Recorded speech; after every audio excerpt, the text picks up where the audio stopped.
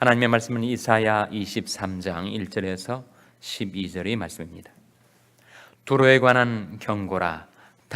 다시스의 선척들아, 너는 슬피 부르짖을지어다. 두로가 황무하여 집이 없고 들어갈 곳도 없으며 이 소식이 기띔 땅에서부터 그들에게 전파되었음이니라. 바다에 왕래하는 시돈 상고로 말미암아 부유하게 된 너희 해변 거민들아, 잠잠하라. 시월이 곡식 곧 나일이 추수를 큰 물로 순하여 드렸으니 열국의 시장이 되었도다. 시돈이여, 너는 부끄러워할지어다. 대저 바다 곧 바다의 보장이 말하기를 나는 구루하지 못하였으며 생산하지 못하였으며 청년 남자들을 양육하지 못하였으며 처녀들을 생육지도 못하였다 하였음이니라. 그 소식이 애굽에 이르면 그들이 두로의 소식을 인하여 통도하리로다. 너는 다시스로 건너갈지어다. 해변 거민아, 너는 슬피 부르짖을지어다. 이것이 고대 건설된 너희 희락의 성, 곧 그 백성이 자기 발로 먼 지방까지 가서 유하던 성이냐. 멸관을 씌우던 자여, 그 상고들은 방백이요 그 무역자들은 세상에 존귀한 자이던 두로에 대하여 누가 이 일을 정하였느냐. 만군의 여호와의 정하신 것이라. 모든 영광의 교만을 욕되게 하시며 세상의 모든 존귀한 자로 멸시를 받게 하려 하심이니라. 딸 다시스여, 날같이 너희 땅에 넘칠지어다. 너를 속박함이 다시는 없으리라. 여호와께서 바다 위에 손을 펴사 열방을 흔드시며 여호와께서 가나안에 대하여 명을 내려 그 견고한 성을 회파하게 하시고 가르사대 너 학대받은 처녀딸 시온아, 내게 다시는 희락이 없으리니 일어나 기띔으로 건너가라. 거기서도 내가 평안을 얻지 못하리라 하셨느니라. 아멘. 할렐루야. 저희 평강의 복을 기원하는 마음으로 샬롬 인사 나누시기 바랍니다. 샬롬. 샬롬. 수요 새벽 기도에 잘 나오셨습니다. 오늘 수요 예배가 저녁 7시 반에 드려지게 됩니다. 한 가지 슬픈 소식은 우리 교인 가운데 심선혜 사모님, 남편 되시는 심항구 목사님께서 그저께 월요일 아침에 소천하셨습니다. 향년 78세이십니다. 장례식은 이번 주 금요일 오후 1시에 로즈힐스에서 있는 스카이 채플에서 있게 되겠습니다. 유족들 위해서 기도해 주시기를 바랍니다. 우리 새벽 반주를 도우시던 임 권사님이 집안일로 한국을 방문 중이어서 당분간 우리 최정 권사님이 새벽 예배 반주를 하시게 되겠습니다. 오늘 본 말씀 이사야 23장은 한 나라에 관한 경고라고 시작되고 있습니다. 어느 나라죠? 두로에 관한 경고라고 1절에 나와 있습니다. 우리 1절 말씀 같이 읽겠습니다. 시작. 두로에 관한 경고라. 다시스의 선척들아, 너는 슬피 부르짖을지어다. 두로가 황무하여 집이 없고 들어갈 곳도 없으며 이 소식이 기띔 땅에서부터 그들에게 전파되었음이니라. 두로에 관한 경고. 두로는 한 도성인데 워낙 강대해져서 나라로 여김을 받았던 고대 대단한 무역국가였습니다. 지금도 두로와 시돈 지방이 바로 이스라엘 땅 북방에 위치해 있는 지중해 연안의 항구 도시입니다. 그래서 두로와 시돈을 중심으로 해서 페니키아라는 고대의 왕국이 당대를 주름잡았던 그런 바로 나라입니다. 두로가 자그마한 도성인데 어떻게 그런 거대 제국이 되었을까? 바로 열국의 시장이라고 하는 말씀이 나타나죠. 3절 말씀에 보시면 시월이 곡식 곧 나일이 추수를 큰 물로 순하여 드렸으니 열국의 시장이었도다. 그래서 두로가 무역 국가로 번성을 하였습니다. 열국의 모든 농산물들, 문물들이 이 두로를 통해서 수입 수출이 이루어졌으니 그 두로란 나라가 경제적으로 용성하게 되었던 것이죠. 마치 오늘날 어느 나라와 같습니까? 일본과 같죠.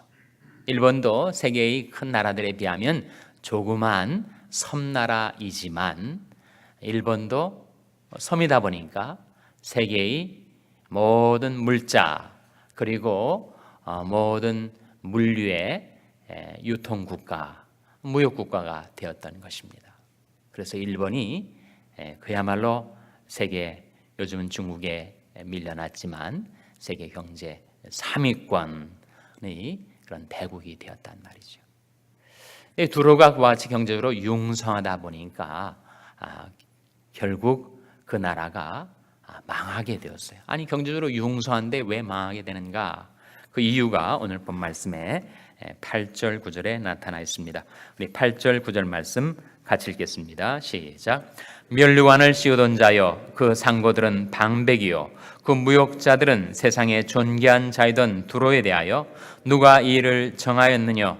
만군의 여호와의 정하신 것이라. 모든 영광이 교만을 욕되게 하시며 세상의 모든 존귀한 자로 멸시를 받게 하려 하심이니라.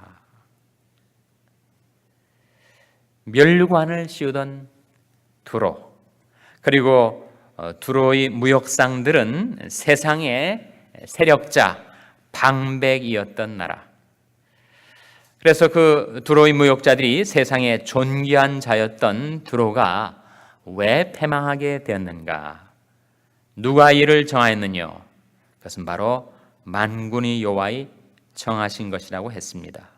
왜 패망을 당했는가? 그것은 바로 모든 영광의 교만 때문이었다. 나라든 개인이든 간에 경제적으로 너무 풍요해지면 교만해지게 된다는 거예요.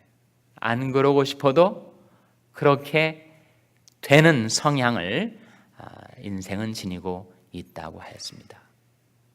그러니까 하나님의 축복을 받아서 경제적으로 큰 풍요를 누리면서도 신앙의 겸손을 지킬 수 있는 사람들은 정말 귀중한 사람들이죠. 근데 두로의 경우는 하나님을 믿지 않았으니까 자기들에게 주어진 경제적인 풍요 때문에 교만해졌던 것입니다. 그리고 교만은 패망의 선봉이요 거만한 마음은 넘어짐의 앞잡이니라 하신 말씀대로 결국 두로가 패망을 당하게 되었어요. 일본이 그야말로 미국을 능가하는 세계 제1등 국가가 될 것처럼 기세등등하게 뻗어가던 시절이 있었습니다. 하나님을 알지 못하던 일본이 결국은 그 풍요로 인해서 교만해지게 되었고, 그 교만의 결과 일본이 패망 상태에 떨어지게 되지 않았는가. 몇 년 전에 원전 폭발 사고로 일본 정부는 발표를 안 한다고 합니다만 일본 국민들이 그 섬에서 살 수가 없을 정도로 그렇게 폐허가 되었다고 해요. 그것을 알고 또 여유가 있는 사람들은 자꾸 일본에서 지금 벗어나고 있다고 합니다. 일본이 과연 회복될 수 있을까? 일본을 좀 잘 아는 전문가들이 관측은 복구가 좀 어려울 것 같다. 너무 결정타를 맞아서 일본이 받은 그 타격으로 인해서 너무 일본의 자연 환경이 황폐화되어서 일본이 복구되기가 어렵지 않겠는가, 그런 전망이 나올 정도입니다. 왜 세계 1등 국가가 될 수 있었던 일본이 그렇게 무너지게 되었는가? 일본 역시 하나님을 믿지 않아서 그들에게 주어진 풍요가 그들을 교만으로 이끌었던 때문이었습니다. 나라도 그렇고 개인도 그렇다는 거죠. 경제적으로 안정되고 풍요로워지면 사람은 교만해지기가 쉽습니다.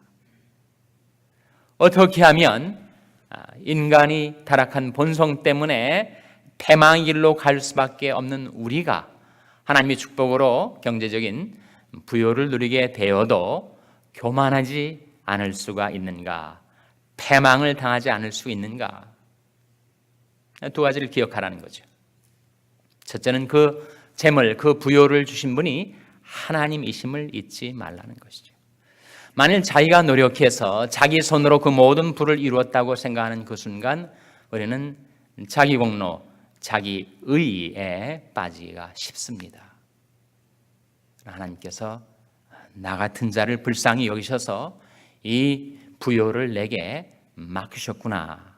하나님은 오너이시고 나는 매니저인 거지. 그 재물이, 기원이, 그 출처가 하나님임을 기억하며 살 때 우리는 재물로 인해서 교만해지지 않을 수가 있다는 것입니다. 내가 이룬 것, 내가 성취한 것, 내가 일군 재물이라고 생각할 때 그 재물은 나를 교만케 하지만 하나님이 주신 축복이요 선물이다 라고 생각할 때 그 재물이 나를 교만케 하지 않게 된다는 것이죠. 두로는 하나님을 두려워하지 않는 나라였습니다. 그들이 무신성이 자동적으로 그 풍요가 교만으로 그들을 오도하였고 그 교만이 그들을 패망으로 인도하게 된 것이죠. 모든 축복은 하나님에게서 우리에게 은혜로 주어지는 것입니다. 하나님께서 우리에게 축복을 주셨을 때 그 축복은 사명을 위하여 우리에게 맡겨주신 것입니다. 만일 우리가 하나님께서 우리에게 재물을 주신 그 이유를 잊어버릴 때 그 재물은 하나님 주신 뜻과 사명을 위해서 쓰여지지 못하게 될 것이죠. 하나님이 나를 긍휼히 여기셔서 이런 축복을 주셨구나. 이 축복의 근원은 하나님이시구나 라는 것을 잊지 않는 것과 또한 하나님께서 주신 것이기 때문에 하나님께서 취하실 수가 있는 것이구나.